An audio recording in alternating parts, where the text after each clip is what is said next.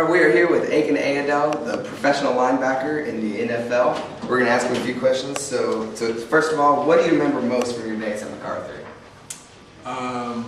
What I remember most from my days at MacArthur, I remember me and my buddies having a hallway where we always met, and we hung out, and teachers would be trying to kick us out, which was, I don't know if it's still now, it's the English hallway, like up top.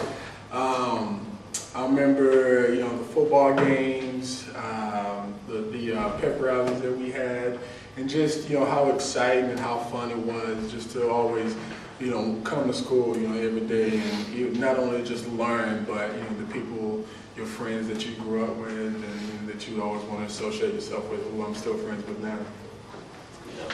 What are some goals that you had as a MacArthur student?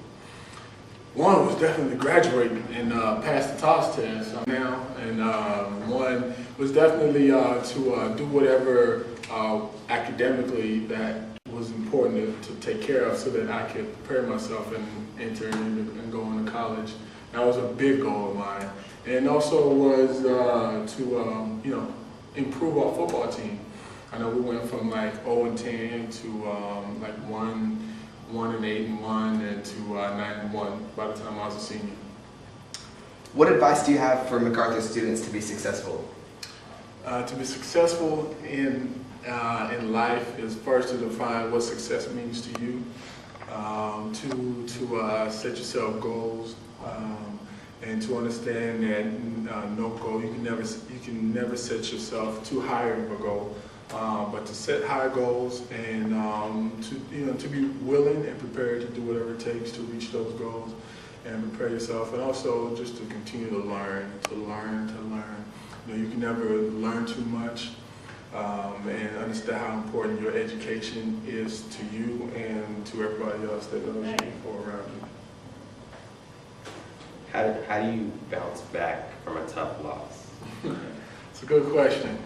We have a thing called 24-hour rule.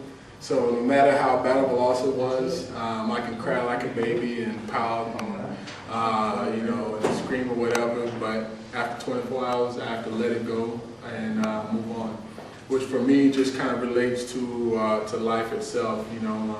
Even no matter what happens, if something doesn't go my way, I take a little time, a short, brief time, even less than 24 hours, to really think about it and, to not be happy with it. But then I have to, what's more important for me is what do I do next to get out of the situation or to improve that situation. All right, and last one, what is the weirdest thing that you've ever eaten? Good question. I got a story about that. So it happened to me while I was here at MacArthur. I was in high school. So my buddy goes on a date out with a girl that's from Fort Worth. She takes him out to Fort Worth to the stockyard, to a restaurant out there, and he says she orders something that looks like chicken fingers. And he says, so he ends up eating it and was like, man, this is delicious. And she comes back and tells him that it's cow balls. And he comes back, tells me the story, so I'm laughing, I'm in the hallway, I'm rolling, I'm just making a whole spectacle out of this, and clowning him, and telling everybody, he ate cow balls. And so a few weeks later, he calls me up and said he's going on a date again, and asked me if I want to, just kind of go and just kind of entertain with them. I was like, okay, sure, I'll go. So not knowing, they take me out to the same restaurant, same place out in the stockyard, and they asked me what do I want for dessert, for appetizer. I said, I look at the menu, and I said, just order these chicken fingers here.